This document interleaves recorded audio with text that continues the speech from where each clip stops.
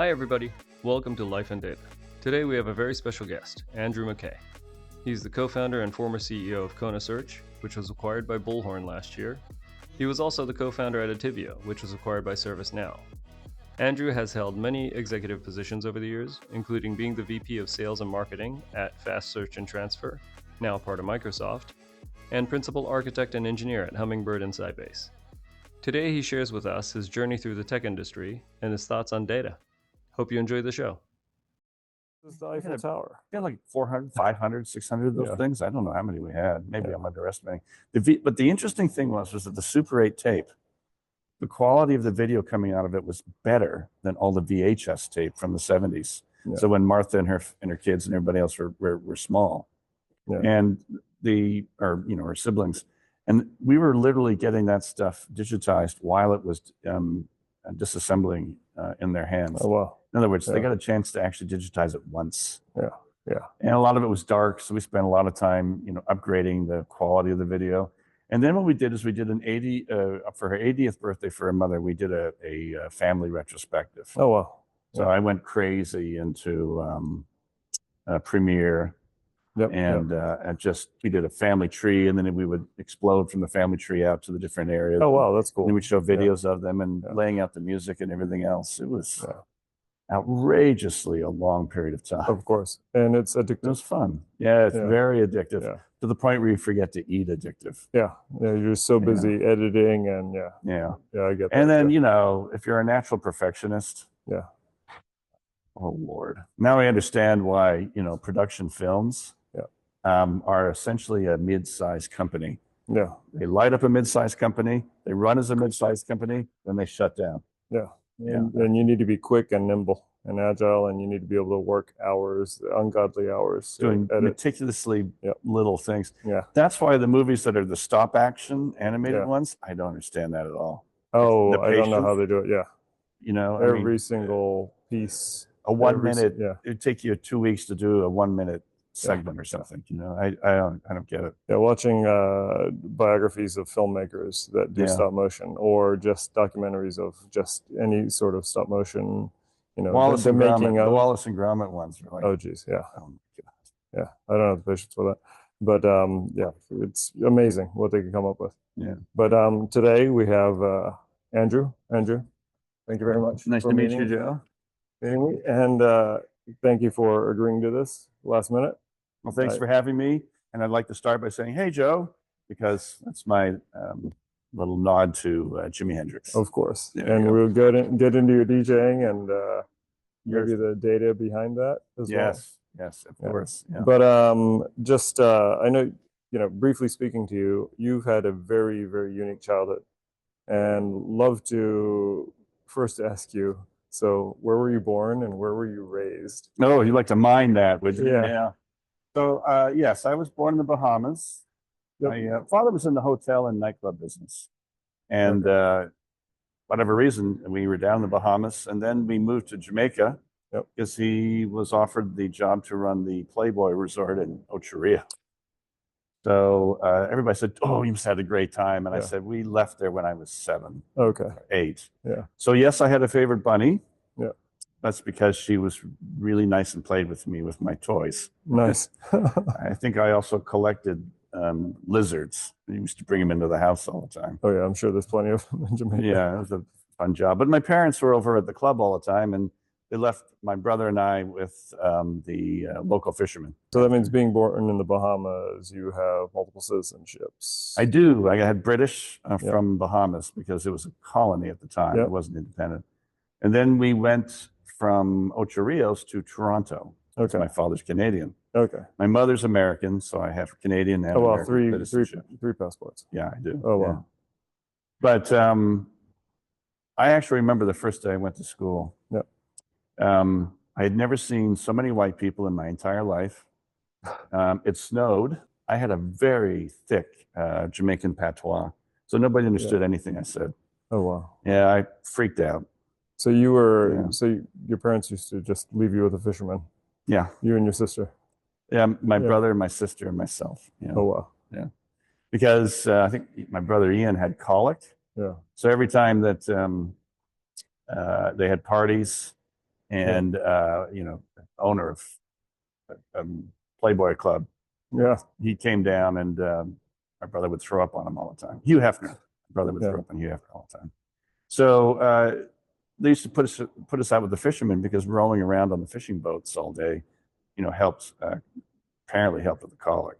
Oh well. Okay. But I think it was an excuse for my parents to go over to the club. just have a fun time without the kids. Yeah, they need date night. Yeah, babysitting was cheap.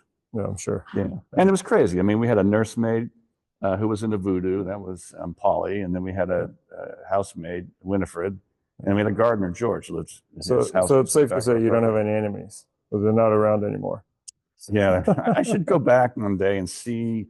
George's two sons were the same age as my brother and I, and they were our best friends. Okay. And I've never actually bothered to look for them. Okay. I should at some point. I mean, but I guess life happens, right? You move countries, and then it's difficult to keep in touch. It's not like you have Facebook. Yeah, it was nothing. Yeah. I mean, when we moved to Toronto, and then we moved around all over Canada. We moved every about a year and a half or 2 years. Yep. So one of the things that you learn from that is that you know how to make friends easy, and you know how to get along. Yeah. But then you also know how to drop friends easy as well. You ever feel like you're slightly an outsider? Yeah. So when we had all the cliques in our high school, for example, in Toronto, I was a floater. That's interesting. That I didn't know this about you before this, but that sounds very much like how I grew up, because I was a military brat, somewhat military brat, going from one base to another. And we make friends easily, but of course we drop friends easily too. Exactly. Yeah. I mean, when I used to describe my life, people said, "Oh, you're military." And I said, "Well, my father was Air Force, but he came back on the GI Bill and went to Cornell for hotel school." Okay. So it was before I was born. But the reality is that I always said, it's like that, but much better food. Why did your dad decide hospitality business from the military? His father and his stepfather were both in the business. So stepfather runs in the family. Turned out to be really successful in Toronto. Okay. Running clubs. And his mother, got involved with it as well. Okay. So it was sort of a natural thing. I think his first job was working for his mother. Okay. Does that correlate, or did that connect into you DJing? Now we're going way. Well, yeah, because what my father also did was he played piano. He played by ear. He was a stride pianist, and you don't see stride piano too much anymore. Yeah. And so he was the youngest professional player over at the top restaurant in Toronto at the time, and nobody knew that he was 16 years old. Yeah. He played there. And my mother was a classical pianist as a hobby. She actually, what I heard from my relatives on her side, was that she was accepted or tentatively accepted at Juilliard when she was 12. Oh, wow. So musically inclined family. And your dad at 16 knew how to work the club. Yep. So he learned basically how to be very street smart at a young age. Yeah, actually, that's a good way of putting it. Yeah. Yeah, he knew how to get around things. Yeah. And of course, with the hotel business, you have to be, as they always said, his staff always told me he was tough but fair. Yeah. They all liked him. Yeah. He was really good to staff. Yeah. Hated the executive team. Which Yeah. was, when he was in the Air Force, he was stationed over in Marrakesh, and he was the meteorologist. But he was the one who had to say whether they could fly or not. Fly or not. Some general showed up and said, "I want to do a photo op so you can get the guys in the planes to take off." And he said, "No, the air cover is unsafe for them." But the general was really pushing it hard, and Dad just kept saying no. And then Dad could have stopped there, but he didn't. He had to really end the conversation by, I think, swearing at him or doing something, which got him in trouble for a little bit. But yeah, I mean, he was very much the type of person people wanted to work for. Yeah, no nonsense and just honest to the core, I guess. Yeah, but empathetic to the lot in life they have, because working in the hotel business, you have staff that clean rooms. They're not getting paid a lot. Yeah. Or working in the restaurants, because they started to own restaurants and open up resorts. Yep. Then they had staff that were not doing great jobs, right? But they had to be done. And he also noticed that in growing up, spending time actually in the Caribbean, he said, the problem with a lot of American companies that do anything when they come into these islands is they say, "We know how to do it. We're going to do it our way." Yeah. And he said, "Go native. And don't just go native because it's the right thing to do. Go native because you appreciate that local society. Yeah, I think that promotes longevity in business, I think. I agree. Yeah. And I think that's what probably a lot of what I picked from him as I started going to technology, which was completely foreign to him, by the way. He moved around all the time. So my brother and I, he would say, we bought a house, got an empty basement. You guys, build it. Give me a wet bar down there and game room and a bunch of other things. I did all the electrical. My brother did all the plumbing, and both of us did all of the, the walls and everything else. So we really got it. So you're contractors at a young age. Contractors at an early age, because we were really affordable. Yeah, of course. You're free. And because I had an aspiration to be an engineer, or I was good technically, every time the washing machine or the fridge broke down, we never bought a new one. It was just, Andrew, go fix it. Yeah, that's cool. Yeah, I liked it. It was fun. So did that connect you into technology? What got you interested in technology, and how did you get into software? Right. Well, first of all, software was still not a thing. Yeah. I mean, obviously it was with, mainframes, but at the University of Toronto, I went through industrial engineering. Actually, I specialized in user interface design long before anybody called it that. It was called anthropometry and psychopometry. You spend most of your time, even though it was in engineering, spend most of your time with the applied psychologists, which, by the way, are a collective and a very strange group of people. Yeah, I know people that are psych majors that are UX UI designers as well. So, and I think there's a lot of connections there. Yeah, it makes sense. Yeah, and I learned a lot from them, actually. But what I really liked was this understanding that there are cognitive assumptions, and you want to play towards those. It makes the software much better. At the time, the Apple II had just come out. I loved the computer, and a good friend of mine and I actually spent a lot of time really digging deep into how the software worked and how they did disk sectoring and everything else. Regular Steve Wozniak. More Wozniak than Jobs. But we wrote our thesis. We did a collective thesis, undergraduate thesis, on the subjective satisfaction of video games using Cooper-Harper scaling techniques, which I cannot understand to this day why won the thesis award for the engineering school at University of Toronto. So I went on a speaking circuit for it and everything else. Oh, wow, that's cool. Was it just unique for the time? Well, what we did is we kept if there's anything that I thought I was pretty good at, was math. Okay. So we had a copy club. We called it the Fanera de Canaan Club, which is the F the Dog Club.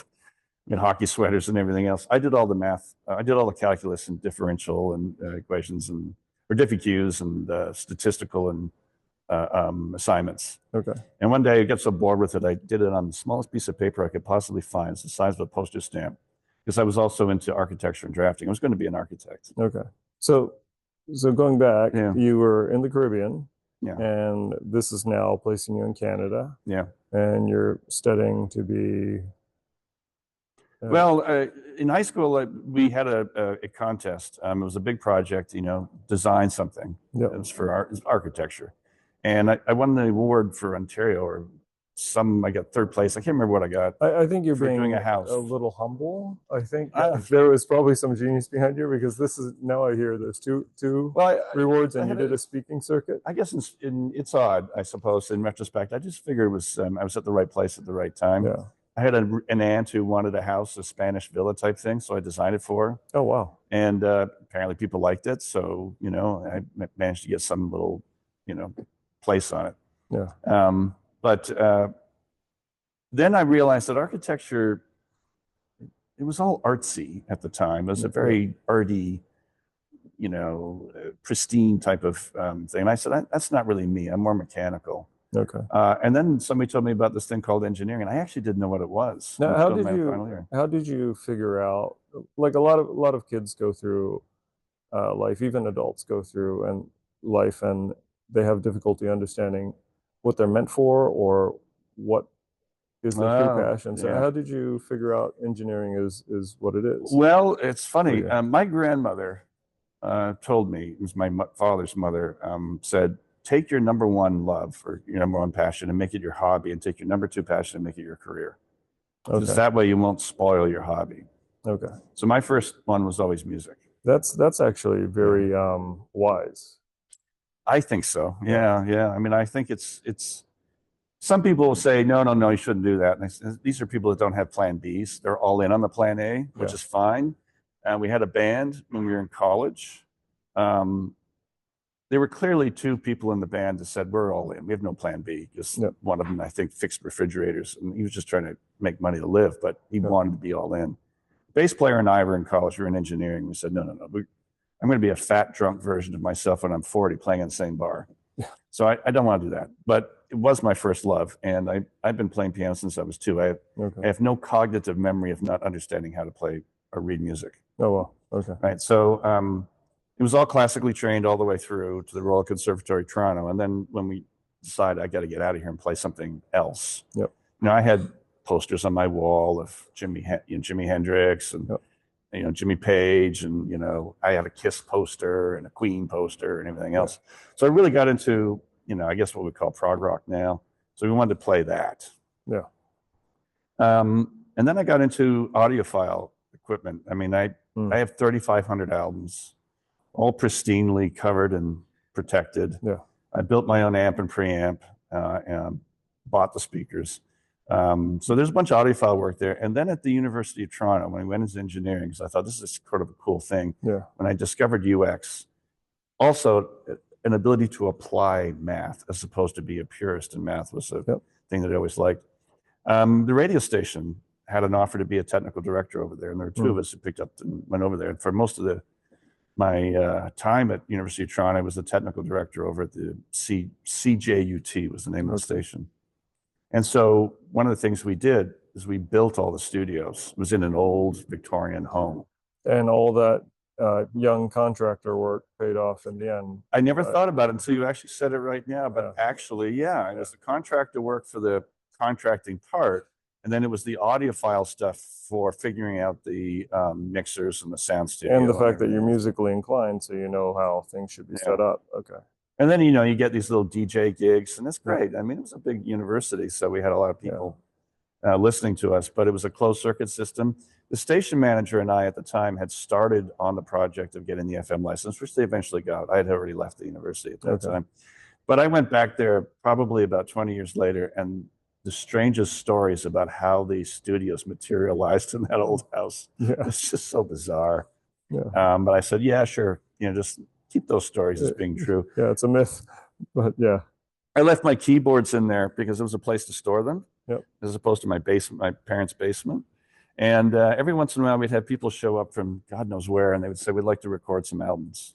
So I had a guy who came up from Jamaica. His name was S.O.Z. Jackson. Yeah. My God, did he smoke a lot of weed. But as soon as he got in the studio, he was military in terms of his professionalism. And he taught me how to play reggae, because it was very difficult for this little white boy from Toronto to figure out how to really understand the beat on the keyboards. But then you were raised there, kind of. It was all ska at the time, but perhaps that helped a lot. So maybe a lot of this came together. So anyway, fast forward to the University of Toronto and getting out of there, and I started to realize that I think software is where I wanted to go. Industrial engineering, in its classic sense, is about optimizing the man-machine interface in things like physical plants. So I ended up in a position where I was having interviews, and I had a choice between running a blueberry manufacturing plant in Prince Edward Island, Canada, or joining a small software company that were VAX specialists. And I would be the interface guy between the VAXs and the PCs.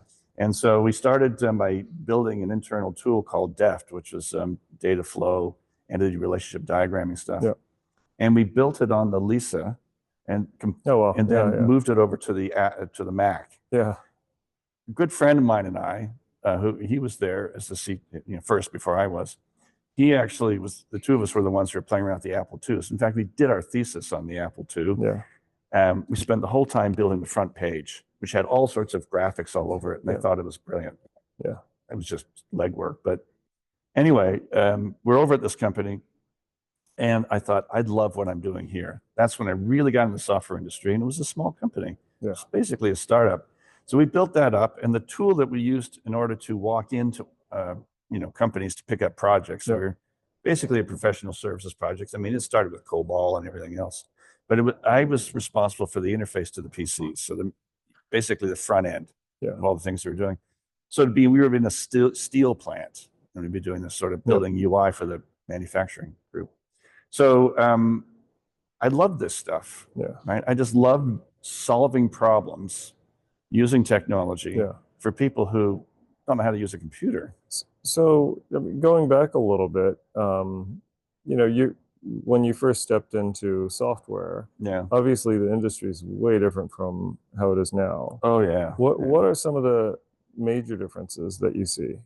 All right. So I used to build my own PC boards. I mean, I'll use a great example. The next job I had actually the job I had before that, there were two jobs. One was, of course, the grant we got to put the FM license into the radio station. The next one actually was a company called Syntrex. They're a geophysical company. Okay. And they would fly helicopters around and point lasers at the ground to find possible places for gold. One of the really popular units they have is something called an AAZ unit, atomic absorption Zeeman modulation or something. And it was a fancy looking box, but what it do is it took in effluent or fluids coming in, usually in uranium mines. When they're mining, they have different pipes coming in from all the different acids and everything else to measure the trace elements of metal. Okay. They also reconfigured it to sell it to the health industry for looking for trace elements of metal in blood. So it went from 1 part per trillion or 10 parts per trillion up to a gram per liter they could measure. It was all positive flow stuff with pulse lasers pointing at it and everything else. And all they do is they build all this stuff together. So we had a crack team of people. We had the guy who ran the team. We had 2 PhD chemists who would just invent the chemistry. A couple of people who understood how to turn that into actual hardware. One of them was one of the top rally drivers in Canada. A rally driver? So he knew cars, so he knew how to build machinery. And then we had KK Fu, who smoked every cigarette off the back end of the previous one. And he was the A to D guy. He built all of the digital hardware. And then I was the software guy. And we started by using Apple IIs to do this. Seems like a more like a chop shop. It was putting the things chop together shop. than software industry. Well, you know what it was driven by? We had a sales guy, and he would go out there and he would find somebody who said, I don't need what you're trying to sell me here, but I need an instrument that does this. And he goes, oh, we happen to be building those. It's like they're in the R&D shop. You hear you watch the documentaries of ILM, Industrial Light and Magic, and they're like, oh, we didn't have a camera that did that, so I had to build one. Exactly. But this was, our sales guy would pre-sell something that didn't exist. Of course. Then he would come back, and then he would say, and the guys would say, the chemistry hasn't even been invented for that yet. Well, you guys have to sell it. You have to figure it out. I pre-sold 800 of these things. And so we said, all right. So we sit down and we would work it all out. Now we would say, well, it's going to take 15 months. And our guy, our head of our guy, who was bizarre, he had multiple honorary PhDs, brilliant laser physicist. But he lived in a house that didn't have indoor plumbing because he just thought that the house didn't need to have indoor plumbing. He wanted to live with the land. So he would go back to the CEO and he says, we can do it in 9. So we would live at the office. I mean, 100-hour weeks sometimes. I mean, it was amazing. What's the saying? You give yourself 10 days to do something or 10 months to do something, you get the same thing done. Yeah, pretty much. Basically. Yeah. So we built these machines, and of course they wanted to go to these commercial, hardware type motherboards. And I said, no, I know a guy downtown Toronto, and he does PC clone boards. He's out of Japan, but he does the cloud BIOS in them, and they're really good. And all we have to do is just, rewrite the BIOS, bank it from the back end, so that we boot our own stuff up from the A to D boards that are connected. I think the conversation that you're having now, the young generation, it's difficult to comprehend. You're rewriting BIOSes. Oh yeah. So you folks out there, but it's fascinating because when I, and there was no error checking. You can't make a mistake. No, we knew when there was a bug in it, because we would use horseshoe optical lasers at each end of the tubes or the they push in and out. If we had a bug, something would turn around and piss effluent across the room.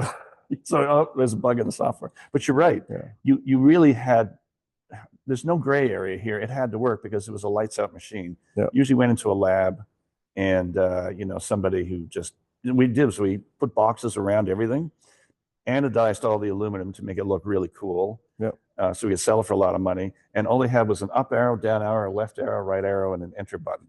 Yeah. And I did all the UI for the screen because that's all they could do. Yeah. Yeah. Right. But you're right. For you folks out there, this was, writing machine code. And then we would build it up from there, right? But here's what it taught me. It taught me that any type of coder right now, even when I'm sitting in Python, I like to think that I can still know what happens at the metal, right? And when you do that, you tend to write more efficient code, right? You care about, in the days when we were doing C, we cared about the extra loop.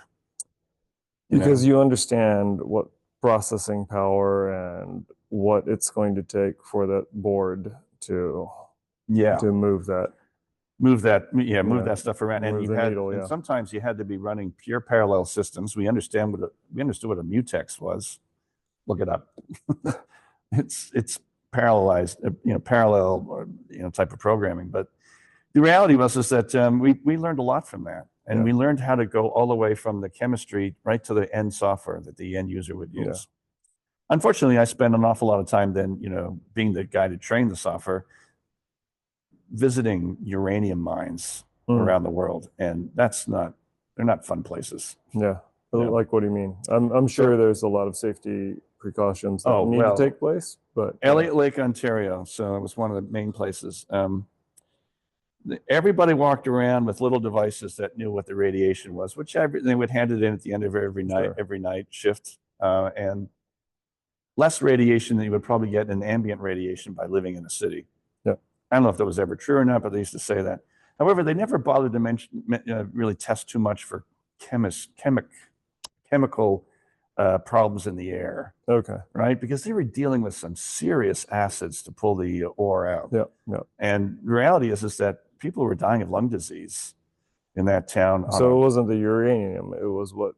It was the acids used to extract the uranium. Yeah. Okay. Yeah. I mean, the dead pools that were around there, they were like dark red colored. That wasn't uranium. That was the trace elements of the acid extraction. Yeah, it was pretty. They eventually got to the point where they just had to use titanium valves everywhere because all the other metals would get eaten by the acids. But you would notice it because the guys with the green hard hats would be sitting on the scaffolding and sitting their lunch down on the scaffolding. Sandwich would sit on it. They'd pick it up and eat it. Yeah. Everybody with the white hats, they never touched any of the rails. Yeah. Didn't touch anything. Bare skin. Yeah, it was kind of, you didn't really recognize that until later. The significance of the colored hats is... The white hats are the professional people. Oh, the management staff. The green hats were the workers. We asked for a Class A, B lab for this because we were measuring down to a part per trillion, and they had a suspended lab at the top of the mining area. It was slightly on a tilt. We walked in the place, and there was yellow cake and a bunch of yellow fluid in the corner. Oh, wow. And I said, the air, we had more than a part per trillion in it. KK Fu, bless his heart, he was there. He lasted 2 days, got a skin rash and left. Yeah. Me, I don't know, being Scottish, I guess. Yeah. No reaction. So I ended up staying for 2 weeks and training the people. And then where did that take you in your next stage? So when we moved over to this company that was a startup, I thought this is pure software. It's user interface stuff. I loved it. We sold that to Sybase. Okay. Right. So Sybase bought the company because they really needed to really push they had really invented the 3-tier architecture, or at least were the real company to implement a middleware piece. Was that a good moment when you sold into Sybase for you? Yeah, it was. Yeah, okay. Because then we started to realize the business side of things. Okay. Yeah. So it was fun and games until you sold, and then you saw, wow, this is the capital that could come out of it. This is the financial outcome, and we could do a lot more with this. Yeah, actually we did. What happened was there were 2 of us. So there was a satellite team, and it was in Toronto that really, there's still this thing, even back then, the idea that Canadian companies would have to work for American companies was always kind of a thing. They didn't really want to do it. But the sale was a good sale. Yep. There were two of us who said, well, we really don't like working in satellite offices. Yep. I'd really rather be where the headquarters are. Okay. But the two of us for 2 years, 1 week in Emeryville, 1 week in Toronto. Oh, Emeryville was where Sybase was located? It was originally. I think all of the Sybase buildings are now, who actually has the buildings now? I think it's Google. Okay. Yeah, but advice for you folks out there, don't do it. You know, traveling all the time, that 2 years went by, I have nothing for it. Yeah. From a personal life standpoint, right? It just was 2 years that disappeared. Tim was the other guy. Tim was the same way, and he had family. He had 4 kids. Oh, that's tough. It's really tough. Now, the staff on Air Canada in first class, they actually knew who we were. Yeah. We'd show up. The other thing is we'd show up, and you know, we'd have a bottle of wine. Yeah. We'd have drinks afterwards. We get off the plane at SFO. Yeah. Rent a car and drive to Emeryville. Yeah. You can see what's wrong with that, right? Yeah. Yeah. Yeah. We did that for 2 years and realized that was kind of dumb as well. Yeah, but I could see that. You know, you said you flew first class. I think it's. Were you an executive at that point? No, well, or was that just standard? I ran. No, it wasn't. Sybase was a great company to work for. Yeah. They had a sabbatical, which was originally every 5 years you get 3 months. Oh wow. Off, but they reduced it to 6 weeks because people were complaining that they were becoming obsolete when they came back to work. Okay. Yeah. And I took my 6 weeks and went all over Europe. It was a lot of fun. But and when you're in your early 20s, or mid 20s, that's incredible that you get that. Somebody will pay for it. Absolutely. But what they did was they said that anybody who's going to fly on a ridiculously regular basis, we're going to put them in first class. See, I don't see that anymore. No, because first class is far more expensive, but there wasn't really much of a middle class back then. Okay. Right? Or business class, I'm sorry. There was, you know, just the two mostly. Yeah. But we had that, but you lose your life. So we ran a couple of teams in Emeryville. We ran a team in Toronto. But ultimately I said, I don't want to be in the satellite office. So I moved. Okay. And I was about to close on a house in Sausalito in like it was before 98. It was 89, 88, 91, somewhere around there. Yeah. And I didn't because they had a Boston office. Yeah. And I just loved Boston. Okay. It felt like I was home when I came here. So that's another question I have for you is for you, in your experience, East Coast versus West Coast, obviously Silicon Valley, West Coast, and East Coast, Boston has a ton of data companies, a ton of IT companies, a lot of innovation going on both ends, right? For you, what was besides loving Boston, what was the draw to not, or what were the cons of going to Emeryville versus Boston? I spent a lot of time thinking about that because I actually, while that was going on, I also entertained moving to other companies. Okay. IBM had given me an offer to move to Denver. Okay. To join the Wild Ducks, I think they were called at the time, because they were the first guys not to actually have to wear suits. But again, they were on the road all the time. Yep. But I remember when that happened. They had these IBM collared shirts that they would wear. Yeah, like polo shirts. Yeah, and they had these little pins too. Now they're called Wild Duck pins or something. But I didn't want to go there, and I realized why. It's because I spent my whole life living near large bodies of water, most of the ocean. It's unsettling when you actually think you might buy a house in an area that's just so far away from water and it's all mountains. The mountains didn't bother me because I ski. Yeah. But the reality was that I felt like I was off the edge of the earth being so far from the ocean. What I found was, from a software standpoint, that to really oversimplify it, California is the place for B2C software. Okay. Facebook's ironic because, you know, he started out in the East Coast, but that's all B2C. They really know consumers. So from an investment standpoint, it's the biggest swing, right?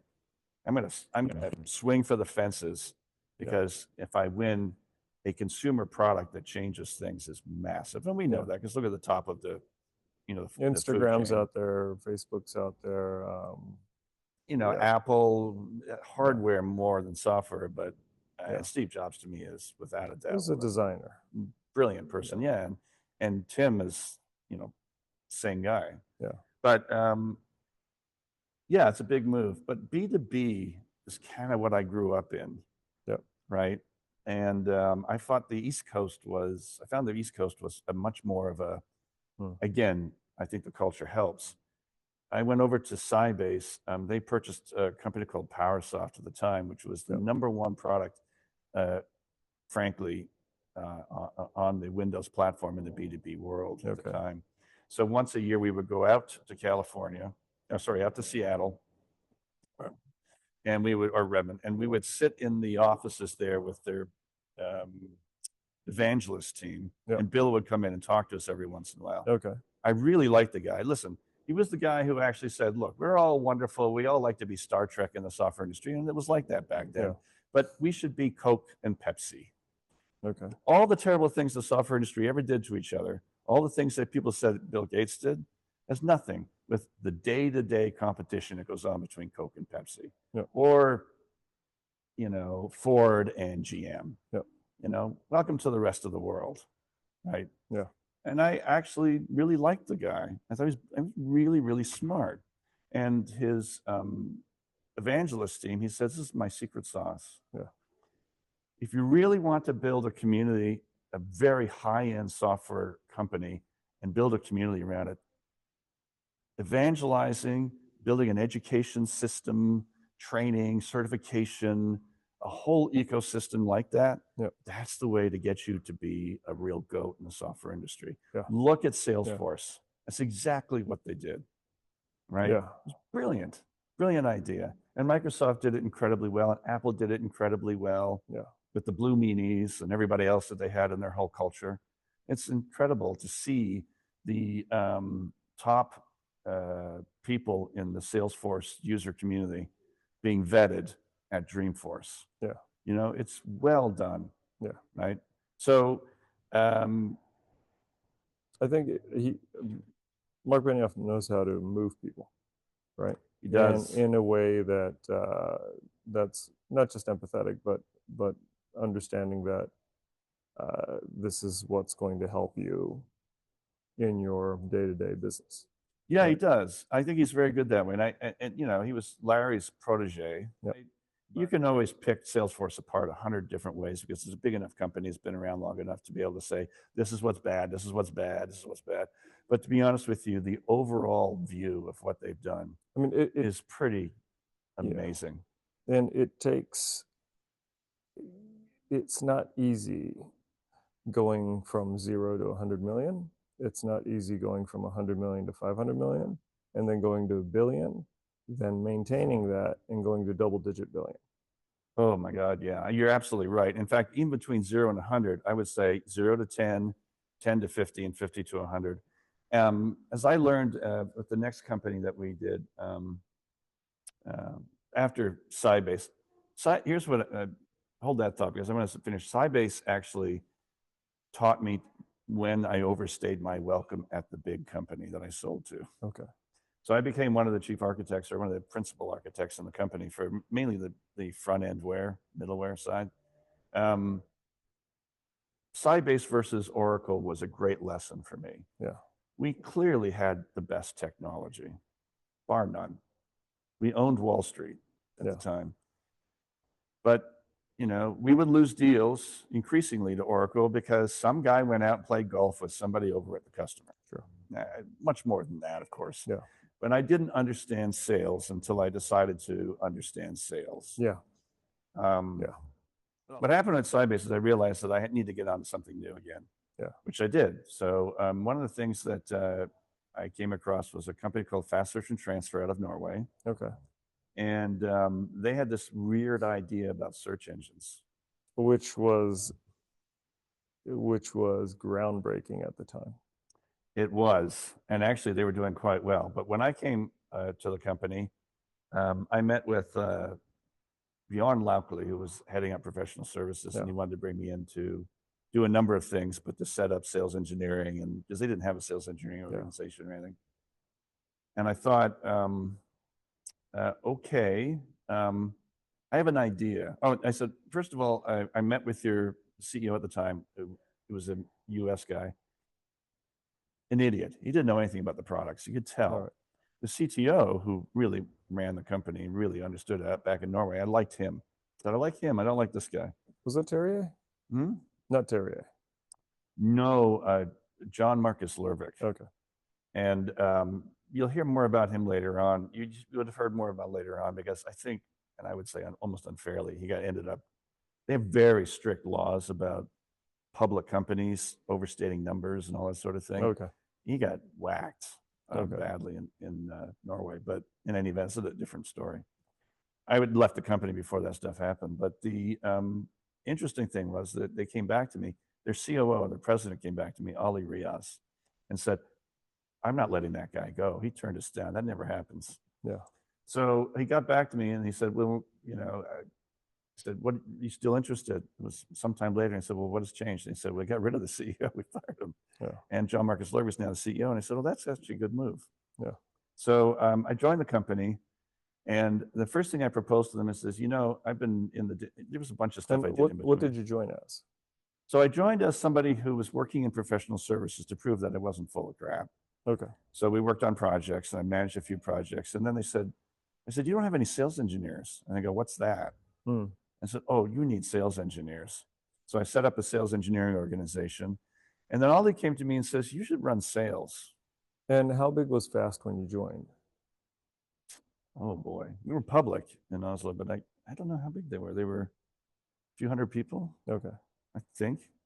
Maybe somebody will fact check me on that one. I don't remember how. Oh, that's all right. But you saw the organization grow. You grew their sales engineering team. I took over the sales team. I had, I think, 18 people, and when after 6 quarters, when we left, I had 43 people.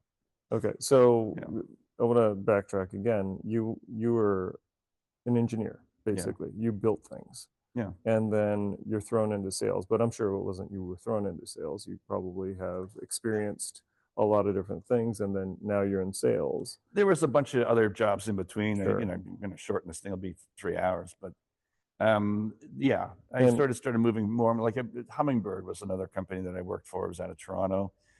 We sold a company to them. It was a French company that I had joined, and we restarted the company in the States, and it was basically ER modeling tool. Yep.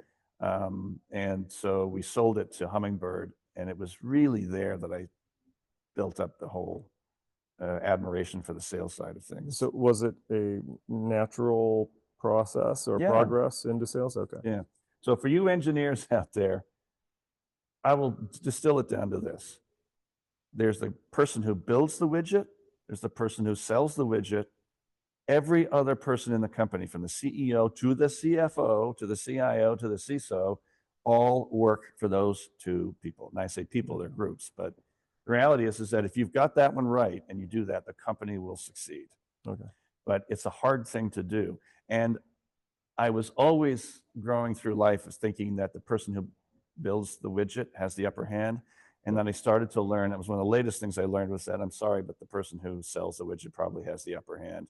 And the reason you can think about that anecdotally, there are graveyards probably of tombstones that say, here lie software company who had the best mousetrap. Yep. But nobody could sell it, right? But always remember the guy who sold pet rocks. He made millions. The only engineer on that one was either God or Mother Earth or whatever you believe in. But he just took rocks off the beach, wrapped them in blankets, put a little a birth certificate in there, and sold them. And I thought, okay, I get it. Yeah. You know, now if you have both, you can't help but win. Yeah. But those 2 need to be front and center.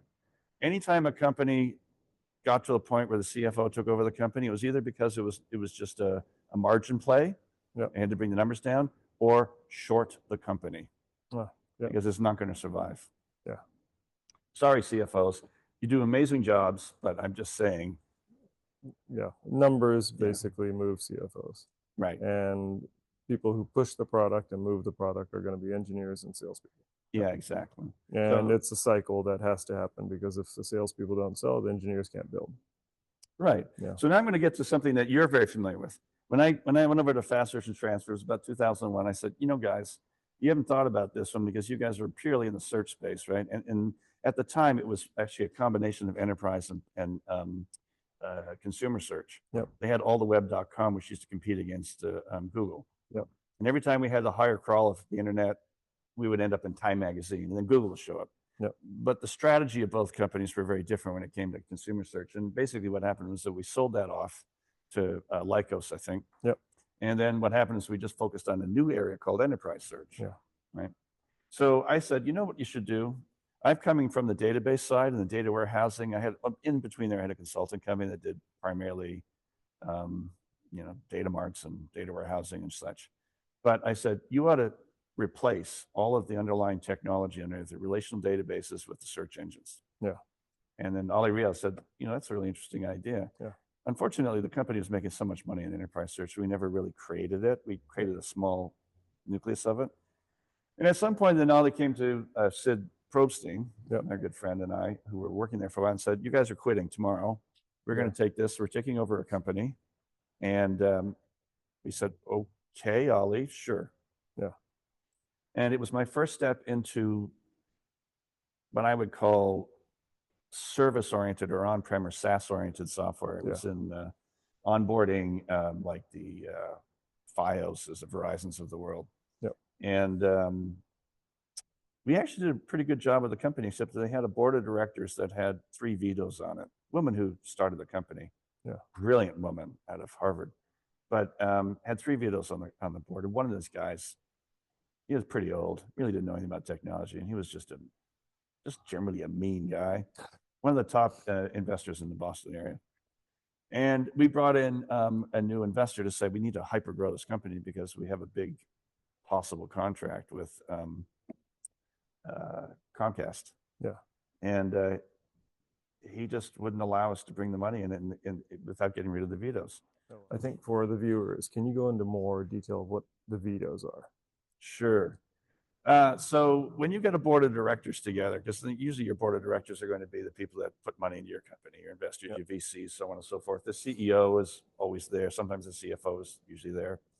And even if the CEO has chairman of the board status or anything else, the articles that form the corporation, especially around the investors, have guardrails around them so that their money is protected. So they may have complex policies in there about Class A shares and Class B shares and all that sort of stuff. And even then, back then, they had anti-dilution clauses, meaning that every time you do a round and you water down the share prices, the person has a percentage of the company as opposed to a percentage of the price of the shares. Sure. Those don't exist anymore. But sometimes people will come in and for whatever strange reasons, maybe there was a mistake or a misstep or a bad spend in the company, somebody will say, I want a veto on the board. So in other words, if something is proposed that's principal to the company, like maybe a new investor is interested or a loan or whatever from the bank, they vote on it.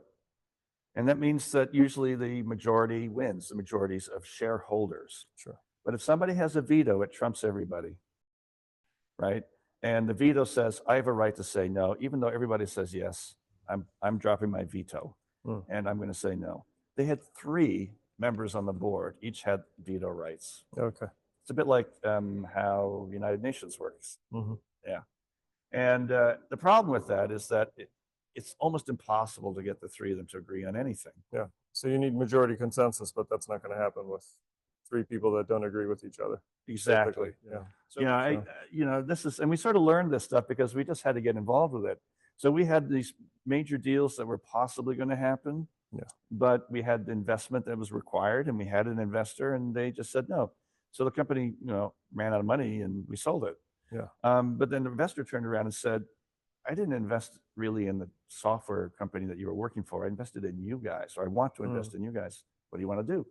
So Sid and Ali and I came up with this company called Attivio. Okay. And we started it. And it was based on this concept that I had from day one at FAST, which was structured and unstructured data have always grown in their own separate paths and silos from day one. So you ran Attivio? No, I didn't run Attivio. Ali Riaz was the CEO of the company. Okay. Sid was the CTO. I ran, I guess I didn't. It was like COO Okay. of the company. And we brought in Salesforce as our CRM. So this was, once again, selling search technologies on-prem to very large companies like Goldman Sachs. Yep. And we kept selling to Goldman Sachs, and they're wonderful customers, and they pay a lot of money for it. But you always lose a piece of your body every time you sell to those guys, because it's just a very hard, complex deal, and they really do fight. Yeah. It's fine. It's their best interest. They're good at it. And then along comes Salesforce, and I looked at this, and I went, wait a sec. I really like these guys. I like what they're doing. I like this idea of in the cloud. I like SaaS. And I said, but they have terrible search. So what I'm going to do is I'm going to build a search engine for Salesforce. They need a good one. Yep. So I left the company, and I said, I'm on to this thing now, right? And actually what I did was I left to an interim company just to learn how SaaS works. Yep. And then I moved from there on to just basically starting up KonaSearch. Okay. And KonaSearch was started really, the idea. And this is what year? 2011. Yeah. Okay. And so we eventually slowly built it. Yep. We had a small investor. It was a private family. And it just grew slowly. We didn't really take a large amount of money for the while because we were still moving along and figuring out what market we wanted to be in. Yep. But we were doing well. And then Carl Hoffman came along and said, I really like what you guys are doing. Yeah. He'd always had a relationship with him, even from the fast days. Yep. But he said, I have one stipulation. I said, what's that? I want you to open a Tokyo office. Okay. I said, we're 5 guys in a garage. You open a Tokyo office. He says, no, I think it's the right thing. You should get in there. First mover, really good. I think you're going to do something there. Yeah. I said, all right. I've been out to Tokyo because KonaSearch was focused on Salesforce, basically making Salesforce searchable, right? And just the user base in Japan for Salesforce is tremendous. It is, and I didn't realize it until I went out there. I mean, I had been out there several times before because at Sybase, I was one of the chief evangelists as well, so I was always at all the conferences. Yep. Right, so we had one in Phuket. Yeah. And then, once I was out there, it'd say, we need you to come to our territory. So I would go around the world. Yep. Korea. And you're only privy to Tokyo. the information about your company when you're visiting those countries. Yeah.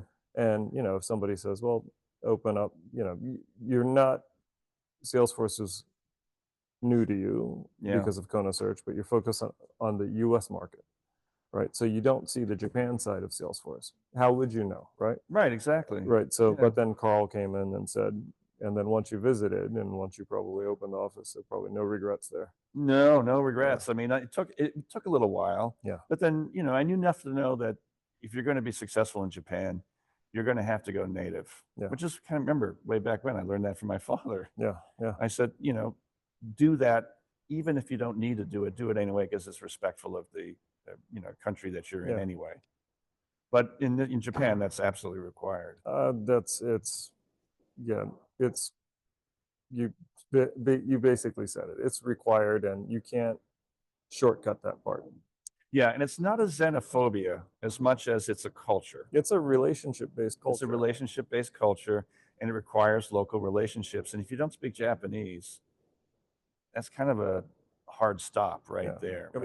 Years ago, I did some research on the number of board of directors and the incumbent of a company, and then the Hitachi board of directors. I think there were 30 some odd board of directors, and they were all, except for 2, all 30-year Hitachi veterans, over 20-year Hitachi veterans. And that's incredible. And the only 2 stability. Only 2 were British.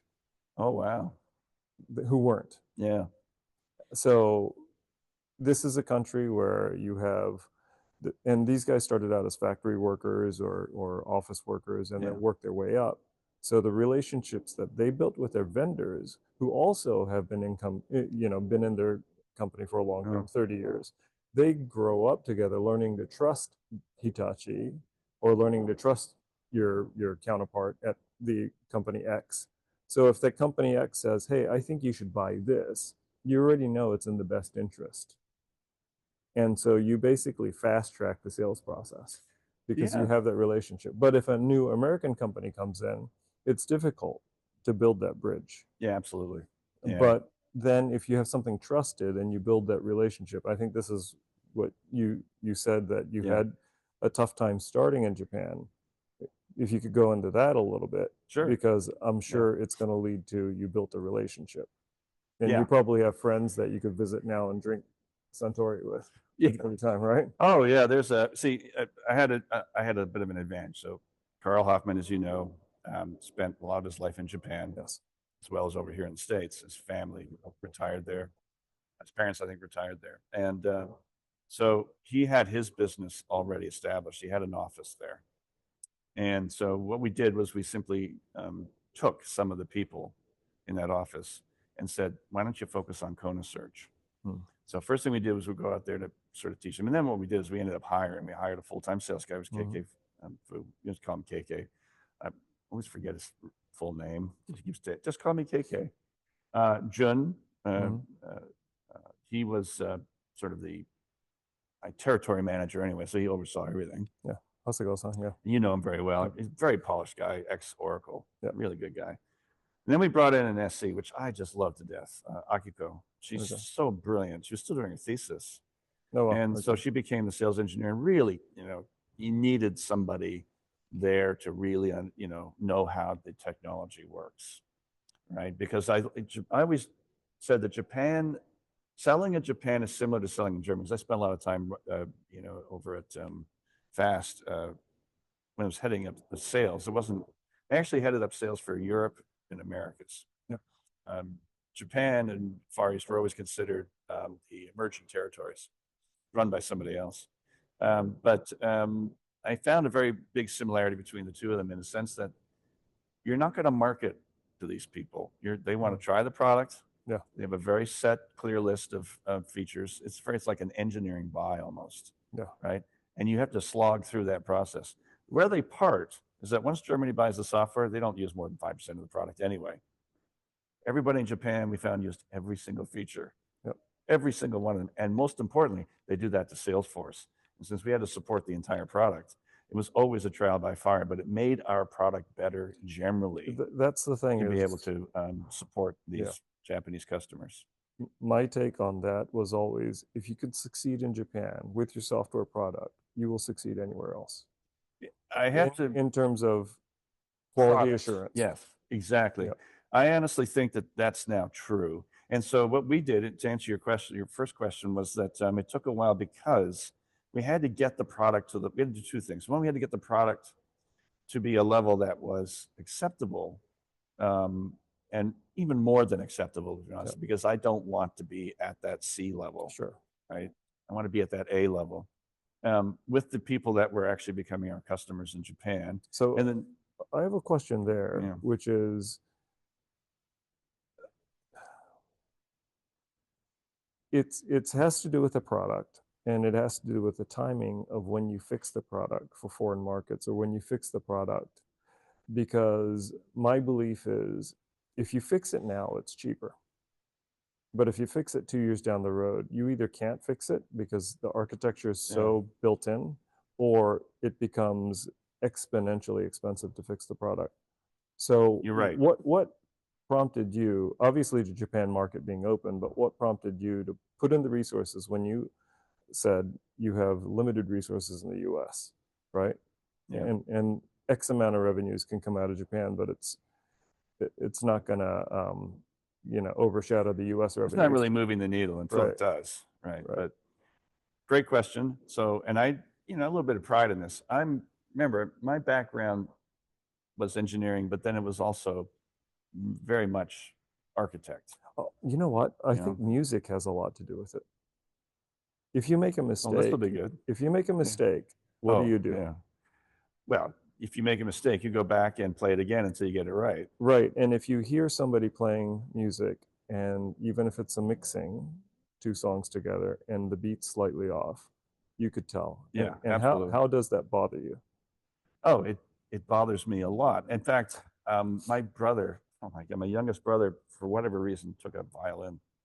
Yeah. And I have to leave the room because I also play bagpipes. Yeah. A weird thing I do. And I would be the person in the band who tuned all the pipes. Okay. And you could hear just from the vibrato alone when the notes are actually in sync. But yeah, I mean, it's so also visually and mathematically, if something's out of sync, it bothers you to the point where you have to fix it. I take yeah, it. that's true. Okay. And from industrial engineering, I also learned that nothing is ever stable. You should always try to improve things all the time. Yep. So at home, Martha's an amazing cook. I'm not even in the same species compared to her. But I clean up. Yeah. Still, when I put stuff in the dishwasher, I still try to optimize the placement of the stuff in the dishwasher. It's the stupidest thing that I do, but yeah, I but actually I think get that pleasure in it. that's probably a know? built-in trait that you have that probably spills in is a weird way to say, but I can't think of another word, but basically translates to everything else that you do, right? It does. And it's not a question of being perfectionist. It's a question of taking only the things that need to be perfect to make those things perfect. The rest of it will all slide in nicely if you do that. I'm sorry, I'm laughing because I saw you give me the eye when I'm trying to gather all my stuff in the room and I'm trying to gather everything. You're looking at me like, no. Oh, really? I'm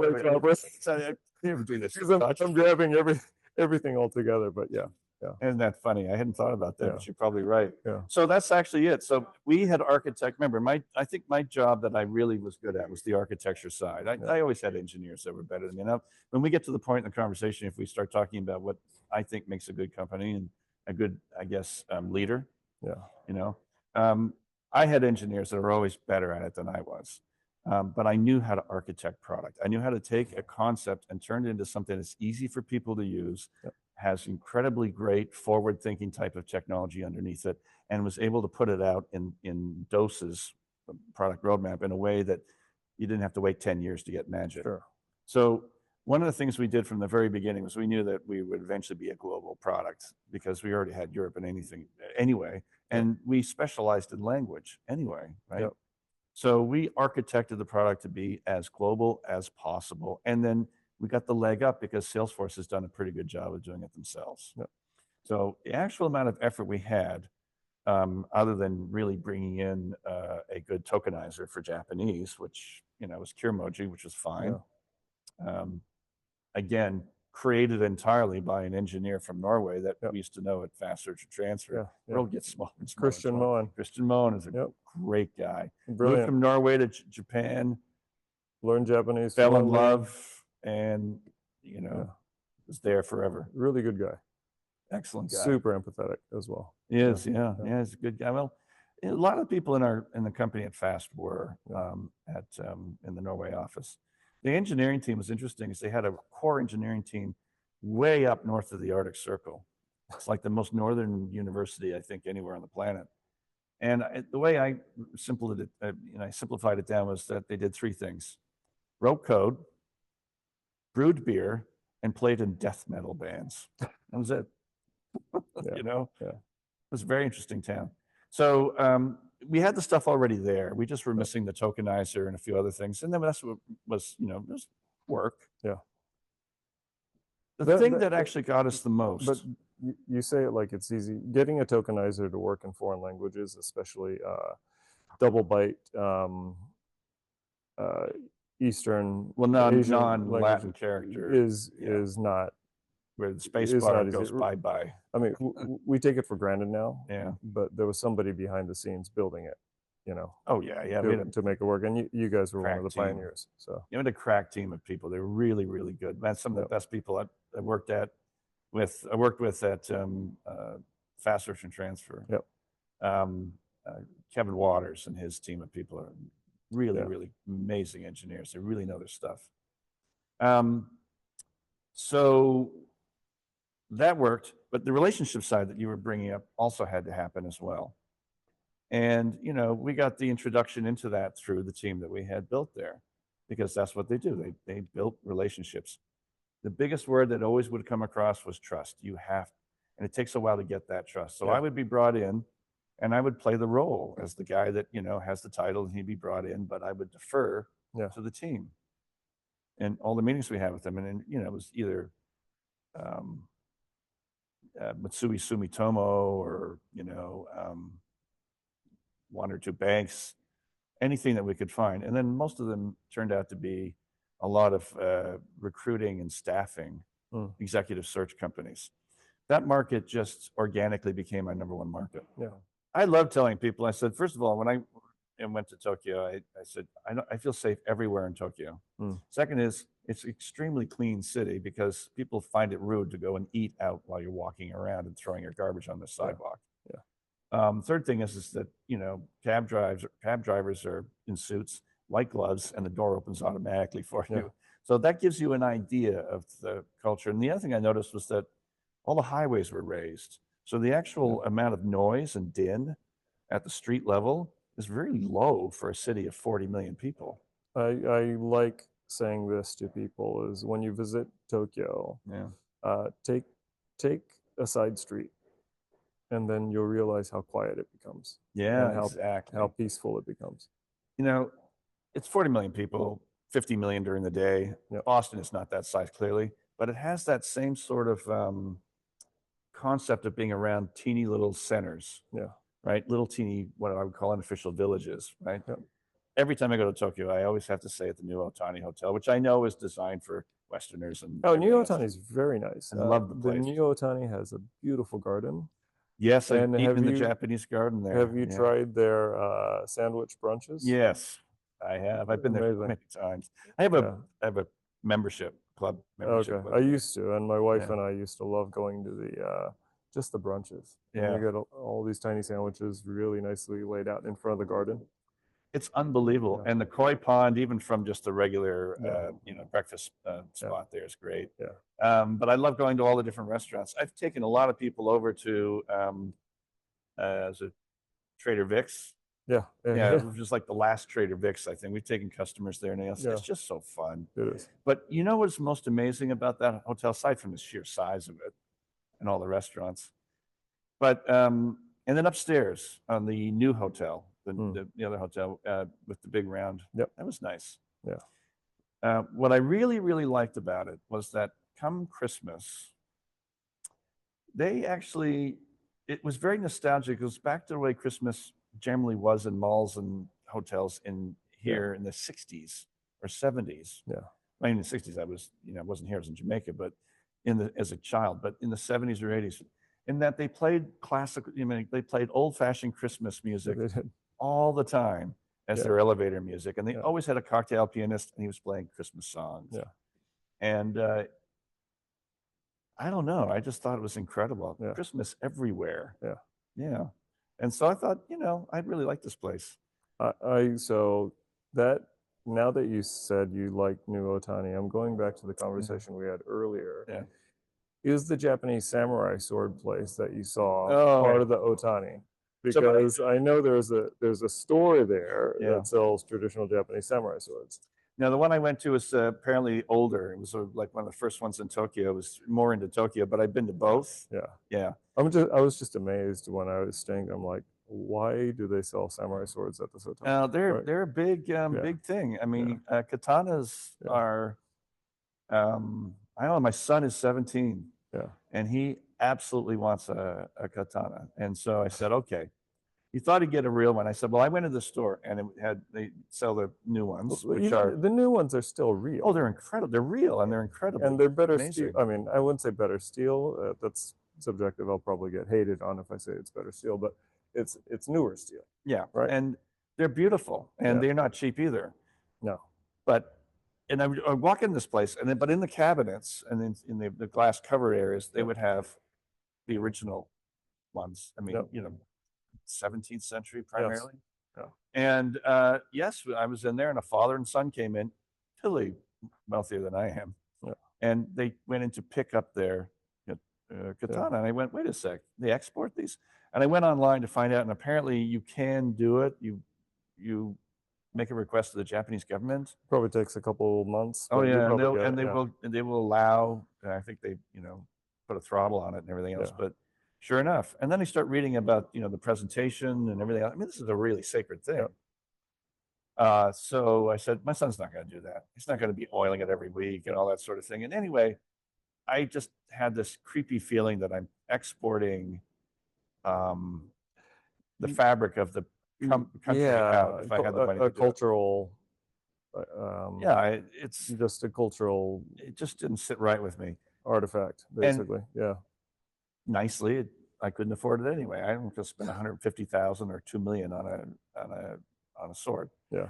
But so I promised him the other one. The other thing I promised him, because he's dying to go to Tokyo, he's a car jockey. He's on one of these hardcore clubs, and he wants to go to Detroit and Tokyo because of the two main shows.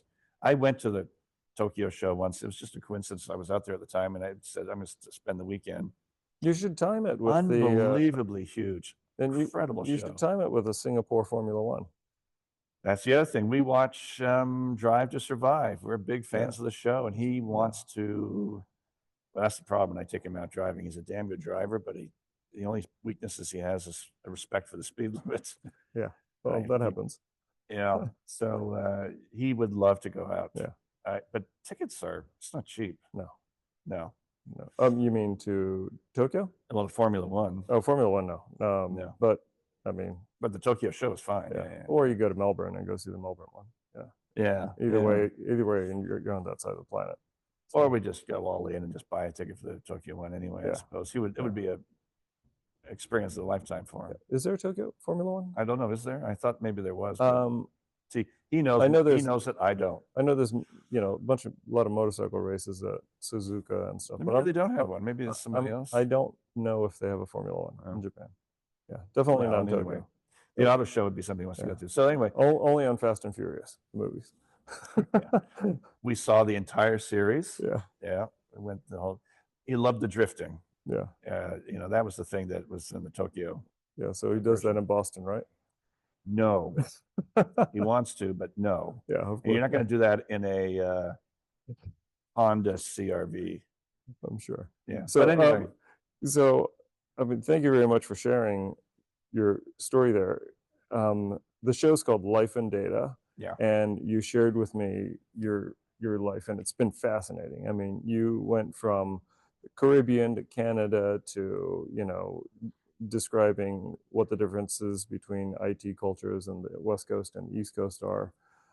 And I think your history is fascinating. I wish we had hours to do this. Maybe we could do a part two. Sure. Because I'm egocentric enough to be able to say, sure, there's a part two. It's volume 2 of my book. Because I'm sure the volume 2 is, whatever your next step and your next journey is. Yeah. And I imagine that I spoke to Carl earlier, and I can't foresee myself retiring.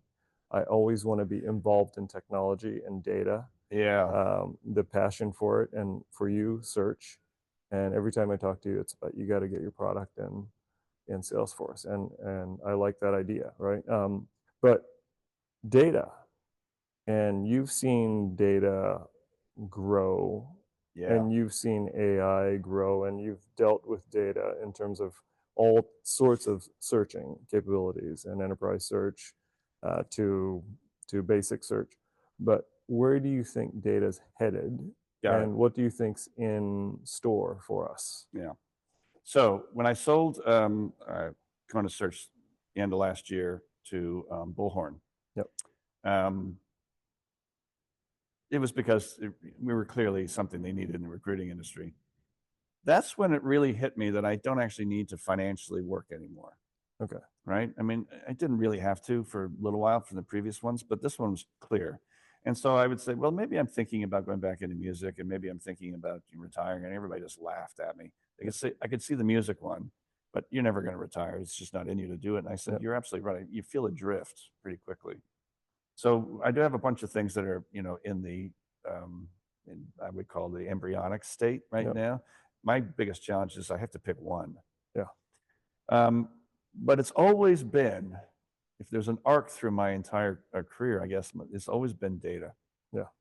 And when I always tell people, when data stops growing, the earth is dying. Yeah. I mean, the sun will go supernova probably around that time, but that's true regardless. And it will always happen. Yeah. And I think the evolution in data has been in the industry, creating it. That was the first thing. How faster and easier can we create the data we need to create? Welcome to the relational database world, right? All right, now we need to have access to that data. So we need to be able to run analysis against the CEOs who are saying, I spent all this money in IT, and all we're generating is financial reports. Can I do what-if analysis? Data warehousing, et cetera, et cetera, et cetera. But remember, all the data here now is the structured data out of databases, right? Then it was, okay, now I need single version of the truth, right? So the data warehouse was supposed to do that, never did. It was kind of like the difference between dentists and orthodontists. I think it was difficult to maintain consistency with data warehouses because it took time to build the data warehouses. And they never done. And they were never done. In the meantime, the production data running on your relational databases are updating constantly. So they're always out of sync. Oh, you never had, it was all batch. You never had real time. Yeah. So the business intelligence tool, you would get with yesterday's information. Meanwhile, the industry itself, the economies are moving much more real time. But I mean, I still feel that there is a need for, absolutely there's a need for data warehouses because all the historical data, you need to reference back to it. Yeah, there's nobody's actually replaced it with anything else, but we're talking about the technologies underneath, which is one of the theses that I had when we created Attivio, was that they're using the wrong technology. In fact, the guy who invented the relational database said they're using the wrong technology. But there was then the ability to access the data, get a single version of the truth. And then somebody came along and said, well, wait a sec, we have information out there that has nothing to do with relational databases. It's all documents and web. When the internet started and everything else, all this other content, social data, everything else. So we got to figure out what's going on there. Along came the search industry, right? And so then they said, okay, now we have to really rethink analysis. We have to really think single version of the truth. What we're actually doing is we're being overwhelmed by information and data, right? So what we need to do now is to understand how to distill it. So that's when search really started to come out, and some of the next generations of what business intelligence were aspiring to do. And I said, great, okay, so that's next. But it was still in practice in companies that the best security for keeping people away from data they weren't allowed to see is simply that they didn't have an account with the system. A search engine would go in and say, we can connect to everything. And I went, oh my God, everybody can see everything. We don't really have the security to stop them from doing that. Yeah, we had a problem.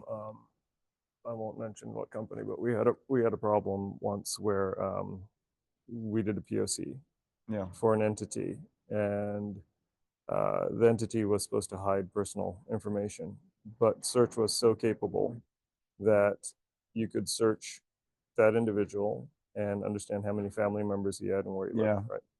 That was the biggest hidden problem. And a lot of them didn't realize it until we actually turned the system on. So that was fine, but you had to bring up that piece of it as well within the industry. Okay, so now we have way more data. We've got ways to distill it. We have access to just about everything. Now what has happened is that we end up with a democratization of data.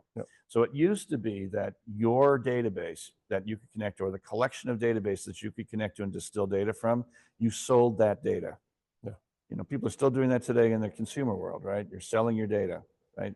You are the monetized product if you're getting something for free. So that's great. But now it's become democratized because everybody has access to everything all the time. So in other words, in the recruiting industry, it used to be my resume database is better than your resume database. Well, now everybody has access to everybody's resume all the time. So what's different? It's in the analytics, comparative analytics, the distillation of the analytics to the right resume for the right person, for the right job at the right time, that sort of thing. And that's true in every industry now when it comes to data. And along comes Gen AI. So like any new technology that at first seems revolutionary, you start to look into it, it's more evolutionary than revolutionary. And certainly for the enterprise search business, that's the case. You have LLMs, vector queries, and the transformer, what is the transformer? It's a neural net. Neural nets, when they first came out, brilliant idea. Nobody could figure out how to use them. So I always think of the transformer as being the CRISPR of the neural net AI world. So remember when the human DNA was mapped out, I said, great, how can we possibly use this thing? Along came CRISPR, right? And now there's an open source CRISPR out there now, I think, right? So I always figured the transformer's done the same way in its iterations, which seem to always come out of Google white papers. I don't know what they do in their research group there. I'll tell you, they're just amazing. But interesting thing is that it manifested into something that became what looks like it's more revolutionary. Yeah. But if you look at it with most revolutionary things, they're like an iceberg, right? There's the piece on top, which everybody says is changing the world, and it's actually pretty shallow. There's the one that's on the horizon, and then there's the really deep stuff you should worry about. Yep. The one that's on the top is basically, I don't start with a blank piece of paper anymore. Yeah. My 17-year-old son now can write his papers and get bibliographies and do everything else he wants out of it. Yes, that does change things superficially, and it actually does change things fairly largely when it comes to certain careers. The reality is that it doesn't really move the true needle. Yeah. The one that's on the horizon is the search. Search leaps forward incredibly well, but it's evolutionary change, not revolutionary change. Vector queries have been around for a while. Neural nets have been around. Search has been toying with that. This is the next leap. Yeah. One underneath is what we now are calling agentic search or agentic AI, right? It's lights out agents doing their AI thing, Yep. all learning from each other. Mm-hmm. It's all about the training and learning. Just to give you a problem with that one. Recruiting and staffing. So everybody wants their system to train on the successes so that they can get better matches. Yes. Sounds right. And you can be the most woke recruiting company in the world. You know, stuff that we do is we build our short lists, you know, hot lists and everything else. We're very meticulous about making sure we're not profiling. But the success criteria that actually makes that stuff work is who got the interview and who got the job.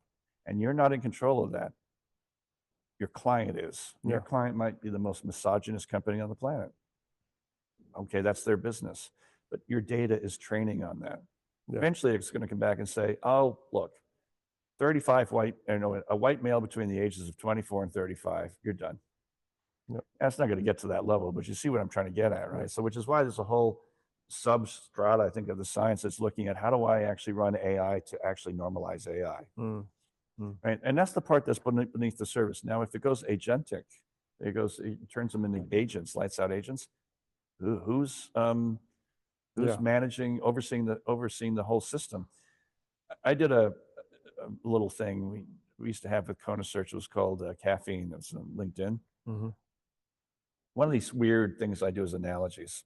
One of the analogies that I used for this one was we live in Back Bay, Boston, and a lot of the buildings there, some of them are, the actual condos are owned by family trusts and people haven't lived in them for decades. Yeah. So friends of ours bought one of them on the top floor of one of the buildings right in Back Bay. And it was built at a time where plumbing had just come into buildings. And people thought plumbing was so incredible, indoor plumbing, that they paraded it out in front of everybody. They actually put the pipes on the outside of the walls. So you walk in and all the pipes are all being exposed. And said, look at me, I've succeeded. I've got indoor plumbing. Of course, naturally, we realized that that's stupid and we put it all inside the walls. But we did add? We'd add off shutoff valves, turn the water off because we can't see the leaks anymore, right? Yeah. So I look at AI that way. It's new, the new Gen AI. Everybody wants it to be in everybody's face, but nobody really wants to see it. Yeah. It's plumbing, right? So it needs to actually quietly sit behind the scenes and manifest itself into just everything else being better. That's fine, but you better have that shutoff valve. Yeah. One take I heard is, we're talking about AI a lot now. Pretty soon we won't even be using the word AI. No. We'll be talking about the software system. And in the background, the plumbing is, Exactly. I mean, you talk about a nice house, but you're not going to talk about the architecture that went behind how you built it, right? You're just going to talk about this nice house. Exactly. Larry Ellison sold a relational database and told everybody how you could use it to empower your business by building applications. Mark Benioff sold a CRM. What he was really selling was a relational construct platform in the cloud.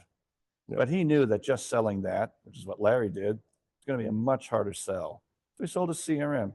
Now there's 24 separate applications that are running on Salesforce. It's brilliant, right?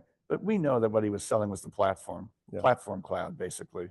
And so he wasn't competing against Oracle. He was competing against SAP, right? How are we going to unseat SAP? Well, we're going to stick it in the cloud.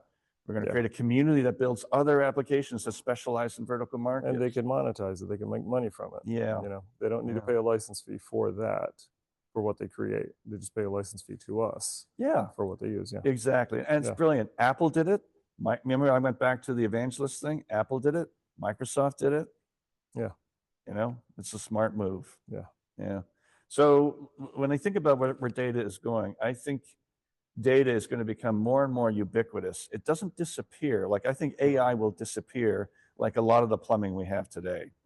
It'll become part of the science. Yep. You know, it'll come to the point where you get specialists that need to know about it and improve it.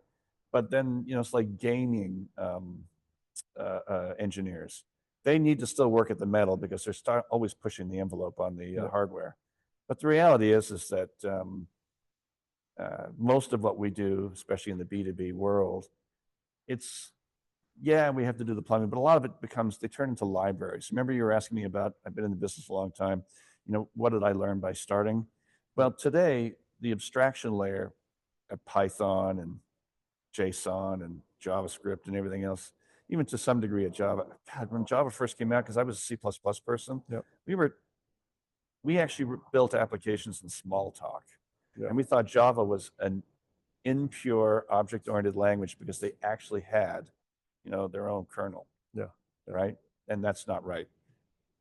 Obviously, it's right from a pragmatic business standpoint. But the I think what's happening is that you're seeing more and more abstraction.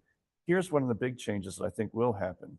So with a couple of the new things that we're working on now, it's a little thing called One Central. I got a brilliant engineers working on it.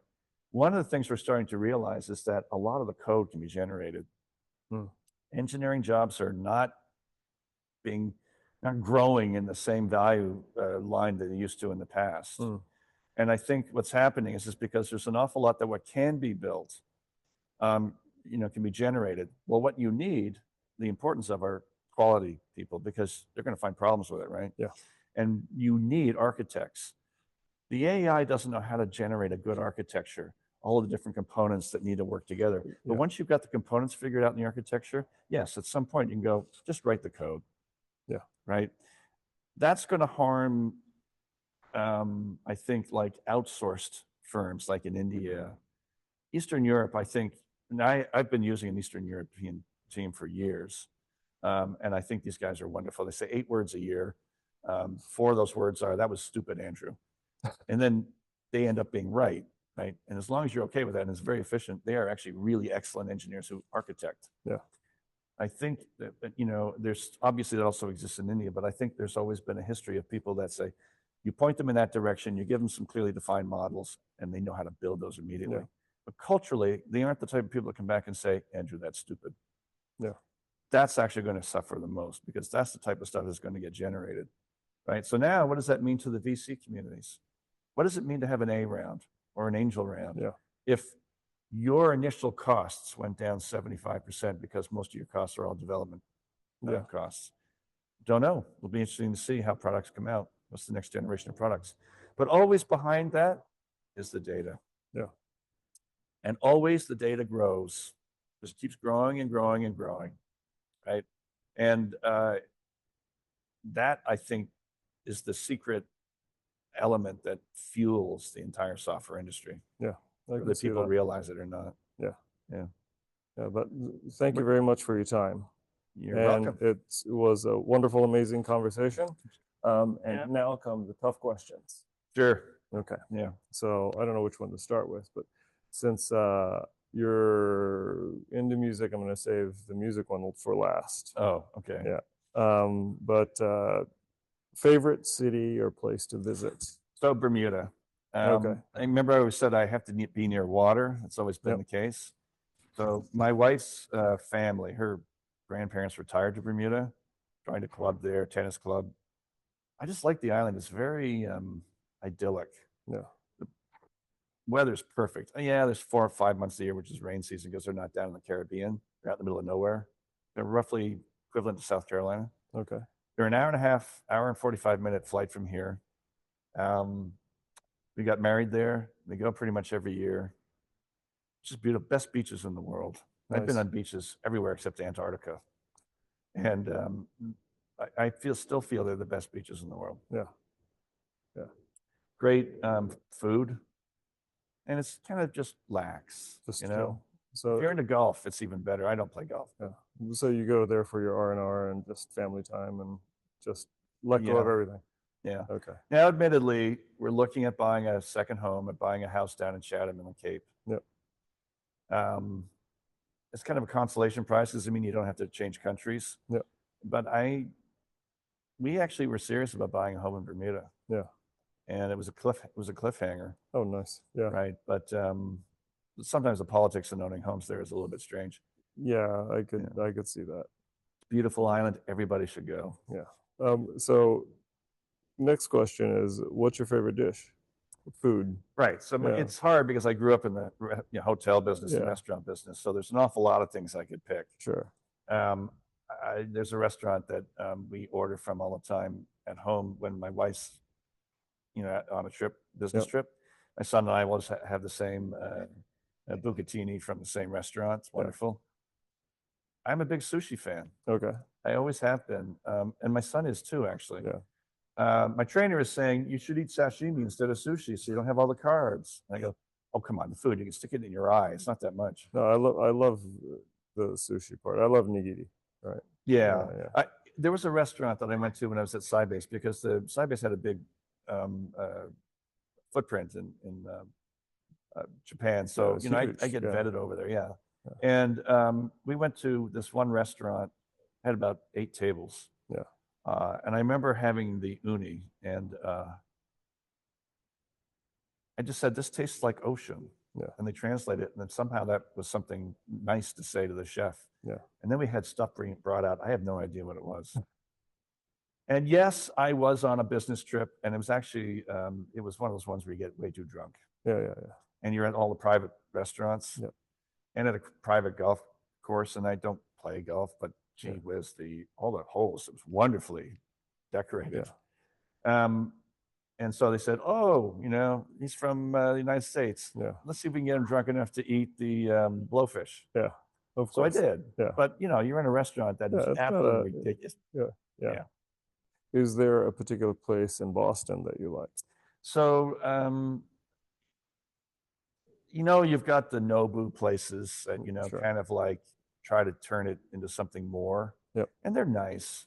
But there's one called Daocho that we always order our sushi from. Nice. It's straight up good nigiri, straight up good sashimi, just, great. It's not going to be the same quality as we get in Tokyo because the whole distribution model is much better, but it's really, really good food. Yeah. I mean, that's what counts. It's what brings you comfort and what, just something that you love sitting down and eating. Yeah. Yeah. And then the other one I'll always mention is that, like I said, my wife, what she does with bread, water, flour, sugar, and when yeast is involved, it goes back to when the human race was still barely out of caves. Yeah. And it's unbelievable. It's the most complex chemistry on the planet, but she's so good at that. Every morning we have Saturday morning, every morning we have homemade waffles, and every Sunday morning we have homemade pancakes. Oh, wow. And I just think, now, what I do is I used to bartend to pay for college, so I know cocktails really well. We're into bitters. We're into really into making old fashions. But also with the waffles and the pancakes, we are absolutely gotten crazy about the orange juice. So we always make our own orange juice, always. Oh, wow. Yeah. But we'll buy a combination of specific oranges. We know them down to the actual number. Really? The types. Okay. And we'll do a special combination we think is the best flavor for an orange juice. And then I do all the orange juice. That's awesome. So it's a little crazy, but it's fun. Yeah. That's cool. And often the next question is, what's your favorite phrase or word? Yeah. So if you ask my team, they'll laugh. They said, Andrew always says the operation was successful, but the patient died. And I have used it many times. And the reason I use it is because the operation was successful. The operation was successful, but the patient died. Okay. It's the classic phrase that come from people who love rules, right? So what it means is that rules in and of themselves have no value. It's only when they are both applied to the right time and also the outcome is successful. Both things have to happen that the rules have value. And clearly you want them, because rules really are a way, if they're done right, to get you from point A to point B by bypassing the landmines and doing it the most efficient way possible. But if you start to depend on them as creating the success itself, then you have a problem. Well, we went through all the right steps, but the patient died. That's okay. The operation was still successful, but the person's dead. And you can't lose sight of that. That's true. Right? Yeah. So that's number one. Number two, and I actually keep a list of aphorisms. I have ones for life and I have ones for business. Like the business one is, I've always said that, and we talked about earlier, there are two people that really count in the company: the person who builds the widget and the person who sells the widget. Okay, another one I have is B people hire C people and A people hire A plus people. And I obviously didn't invent that, somebody else did. But what it basically says is that if you're really good at what you're doing, you recognize that you've got people that will always do it better than you do. Your job is to build the right team of right people, not to be the best at everything they do. Because it doesn't scale. And guess what? You're not the best. You can't be the best at everything. You just can't. Right? So that's another one. And then the other one I have is, I think I showed you that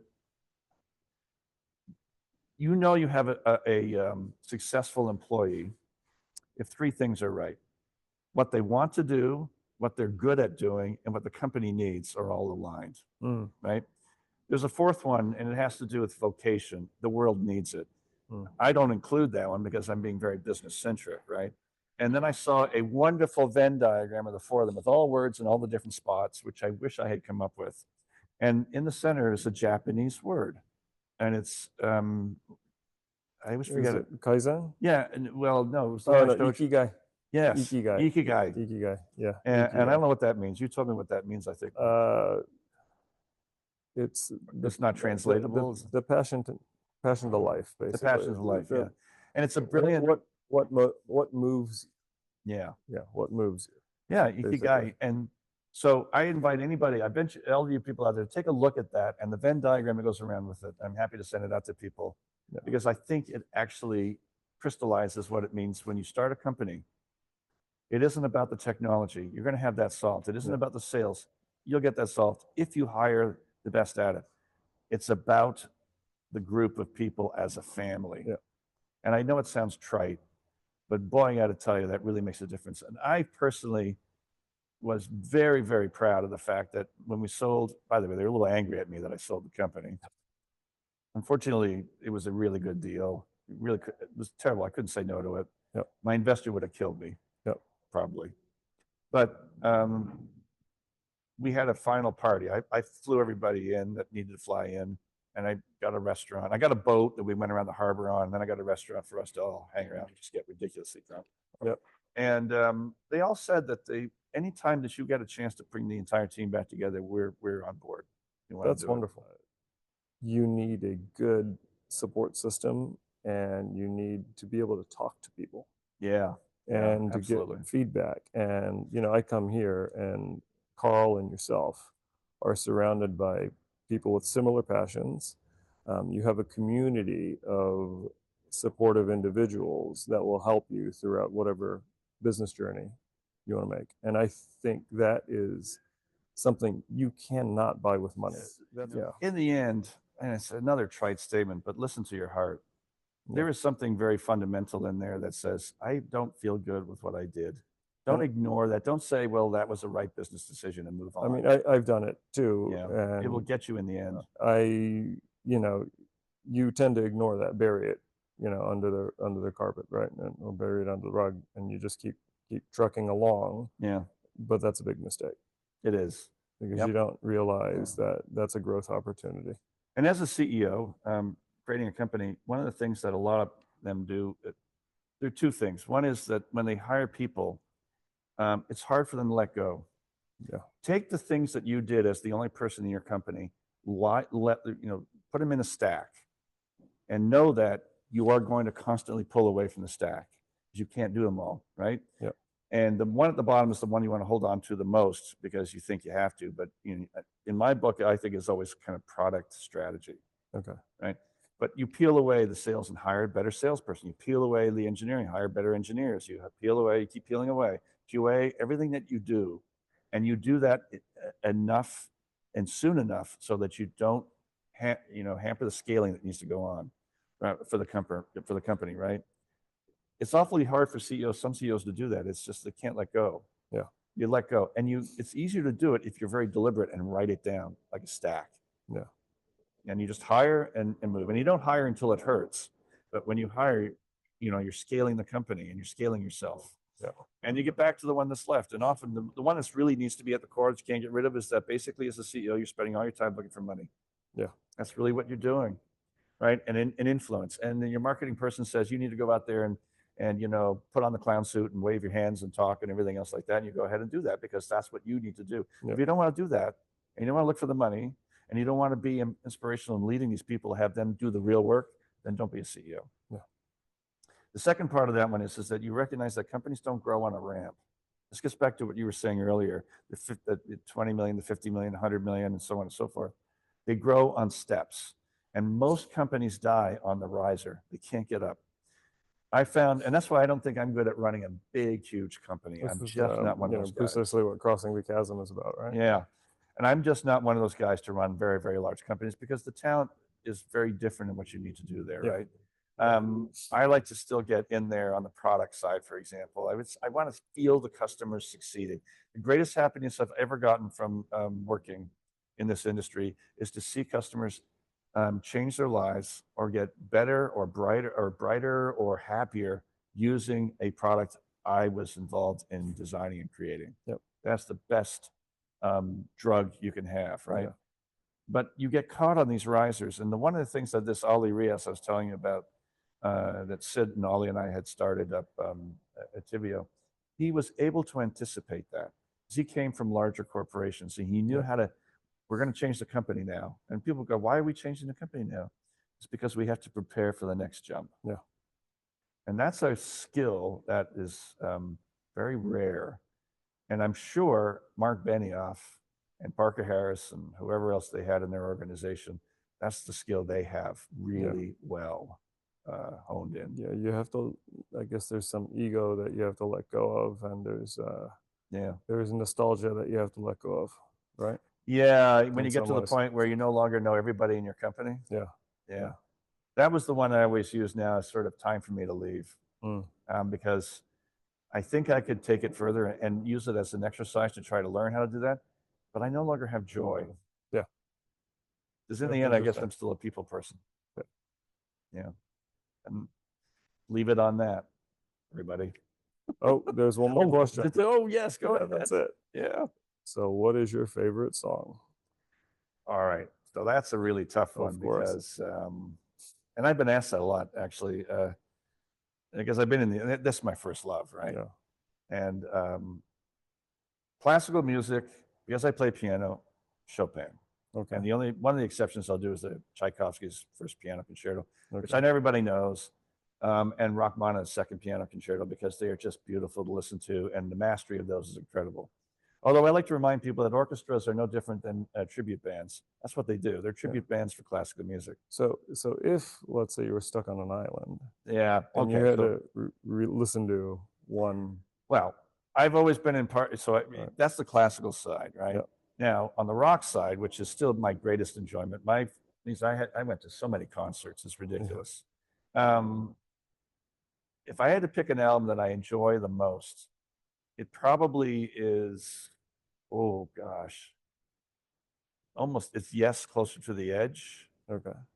Or Pink Floyd, I hate to say, but Dark Side of the Moon. That's a lot of people's favorites. I mean, there's nothing. It's listenable over and over and over again, and it tells the whole story. Yeah. Which is kind of nice. After a while, you get tired of the sort of negative, the world's all crap and people are really terrible. But and then there's a whole bunch of other ones that are on that list. I mean, but if I had to have one, that is the one that I go back to mostly. Oh, by the way, 2112 Rush.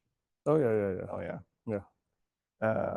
God, I've seen Rush so many times in concert because we were trying to. Oh, well, you We had him at our high school. Oh, wow. You had him at your high school? Yeah. Pete Rutsey was still the drummer at the time. Oh, wow. Working Man was just great to listen to. It was just a rocked out song. But probably, I think the one I go back to a lot is every once in a while I just listen to Tchaikovsky's Piano Concerto. Okay. I do two things. One is I listen to Chopin's ballades. Yeah. Or ballads. I you know, at some point, you know, you get emotional listening to them. Yeah. I saw somebody in concert, brilliant Chopin pianist, and he did it in a way that he was telling stories about why he wrote songs the way they did. Yeah. Because they're always based on experiences. Like his waltzes, the Grand Valse is sarcastic as hell. It was talking about all the pompous people walking into the, because they were always commissioned Is this Andre by Rieu? really wealthy people. Andre Rieu talking about it, or no? No, but it was it. Oh, I don't know. No, I don't. Because I'm I not know trying to remember his name. It sounds familiar. No, but he talks. He's a he does. long-haired composer, and he talks about a lot of the history behind the songs too. I don't know. I know it wasn't him. It was just a guy who did the Chopin. He did it in. It was like almost like a play. Yeah. So you know, like the waltzes were, you know, they were always commissioned. Yeah. By the, you know, the royalty, you know, wealthy. And so they had all these people that would be introduced into the ballroom, and some of them were pompous, and some of them were midgy, and some of them were everything else. And he would, different parts of the Grand Valse would talk about these individual people. The one that caught me the most was that, and I might have this part of the story wrong, but because he was in Paris all the time, and he's from Poland. And sometimes it was very hard for him to get back to Poland because they were at war, or the borders were closed for some reason. And he was very, very fond of his sister. Right. So he was on one track there, was way overdue to go back home and see his sister because the borders were closed. And he finally went back. And apparently something along these lines happened, was that he was coming into town. And of course, there is a tempo that church bells ring at for funerals. Okay. It's a very specific tempo. It's been there forever in the church. Right. And they just keep ringing the same thing over and over again. And apparently it was his sister's. Oh, no. Yeah. And he was just distraught. Of course. And so he wrote this prelude. And when you hear the prelude, I played it. I played it, I think, when I was 10. Yeah. You know, and I loved it. I love his preludes. But when you hear it with that story behind it, you realize that there's the second passage is the bells. Oh, wow. And they were increasing in volume because he's walking closer and closer to find out what's going on. Oh, wow. And then it ends in just a wonderful passage that is remembering his sister, and it's very sweet. Yeah. How true that is, how much of it I got that was accurate from seeing this thing from years and years and years ago. But I've always believed it because I want to believe it, because it makes it more passionate. Yeah. That's the type of album I'm going to take to the island, because I know the story behind it and I love it. So it's either Chopin or it's Van Cliburn playing Piano Concerto No. 1 from Tchaikovsky. I just love the exuberance of his playing it. Yeah. You know, that's kind of it. So that's awesome. And then maybe I'll throw, you know, Dark Side of the Moon in there into Things Fleet. Yeah. But thank you very much for your time, and thanks for doing this. You're welcome. It was a pleasure, and man, I think I learned a ton from this. So I can't wait to do a part 2. Yeah, I mean, I'm happy if you want to do a part 2. You know, I can talk forever, I guess, but I love this. But thank you. Yeah, I love this back and forth, because you don't see it anymore. You know. No, I think it's important. My father used to play devil's advocate at the dinner table all the time. Yeah. It was to get us to understand how to take a position and rationally defend it, but I think he just liked doing it. I think it